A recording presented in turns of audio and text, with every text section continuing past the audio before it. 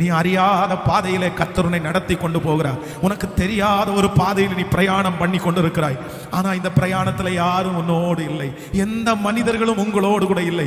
எல்லாரும் உங்களை கைவிட்டார்கள். உங்களுக்கு ஆதரவாய் இருந்த தகப்பன் தாய் ஆதரவு கொடுக்க முடியாத சூழ்நிலையிலே மாற்றப்பட்டார்கள். ஐயோ, எனக்கு தெரியாத ஒரு பாதை, தெரியாத ஒரு வேலை, இதுல நான் எப்படி மேற்கொள்ள போறேன், எப்படி இதை தனியா நான் தாண்ட போறேன். ஆனா கர்த்தர் வாக்கு கொடுக்கிறார், இல்ல இல்ல, உன் கரத்தை பிடித்திருக்கிற நான் யோசேப்பை அவன் அறியாத வழியிலே எப்படி நடத்தினேனோ, தெரியாத பாதையிலே எப்படி நடத்தினேனோ, முடியும் போது அவனுக்கு ஒரு பெரிய மகிமையை எகிப்தில் கொடுத்த கர்த்தர் இன்றைக்கு உங்க கரத்தை பிடித்து வாக்கு கொடுக்கிறார். இந்த பாதையிலே இயேசு உங்களோடு இருக்கிறார், கர்த்தர் உங்களோடு இருக்கிறார். அவர் சொல்லுகிறார், இந்த பாதையில என்ன வந்தாலும் நான் பார்த்து கொள்ளுகிறேன், நான் உன்னோடு கூட இருப்பேன். எத்தனை பேர் இந்த பாதையிலே உங்களை கைவிட்டாலும் இயேசு இந்த பாதையிலே உங்களை கைவிட போவது இல்லை.